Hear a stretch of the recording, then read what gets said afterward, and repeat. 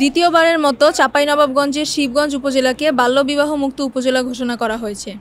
চাঁপাইনবাবগঞ্জ থেকে আহসান হাবিবের পাঠানো প্রতিবেদনে দেখুন বিস্তারিত। বুধবার সকালে উপজেলা পরিষদ অডিটোরিয়ামে আনুষ্ঠানিকভাবে এই ঘোষণা দেন উপজেলা নির্বাহী কর্মকর্তা মোহাম্মদ আজহার আলী। আমার উপজেলা আমার দায়িত্ব, শিশুর জীবন হোক বাল্যবিবাহ মুক্ত এ স্লোগানকে সামনে রেখে অনুষ্ঠানটির আয়োজন করে উপজেলা প্রশাসন। সহযোগিতায় ছিল ইউনিসেফের প্রকল্প ওয়ার্ল্ড ভিশন বাংলাদেশ। এর আগে 2017 সালে উপজেলা স্টেডিয়ামে প্রথমবারের মতো চিত্রজগতের নায়িকা অপু বিশ্বাস ও গায়িকা মমতাজকে নিয়ে প্রয়াত উপজেলা নির্বাহী কর্মকর্তা শফিকুল ইসলাম শিবগঞ্জ উপজেলাকে বাল্যবিবাহ মুক্ত উপজেলা ঘোষণা করেছিলেন।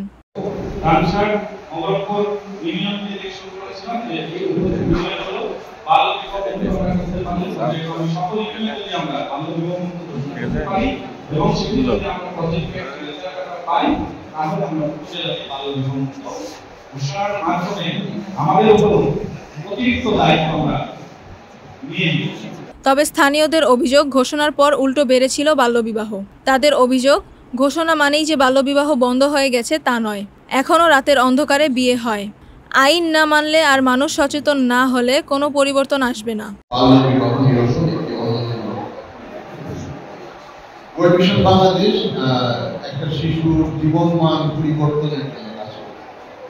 টোটাল ট্রান্সফর্মিং চিলড্রেন লাইফ এর তার মধ্যে যুক্ত আছে যে শিশুর স্বাস্থ্য, পুষ্টি, শিশু শিক্ষা, শিশু নৈতিকতা।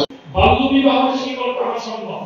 আজকের এই পদক্ষেপ ভবিষ্যৎ প্রজন্মকে সুরক্ষিত রাখবে এবং শক্তিশালী, উন্নত ও মানবিক বাংলাদেশ গড়ে তুলবে।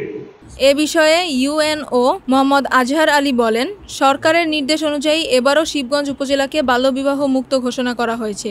এর আগেও প্রশাসন বাল্যবিবাহ প্রতিরোধে আইনগত পদক্ষেপ নিয়েছে।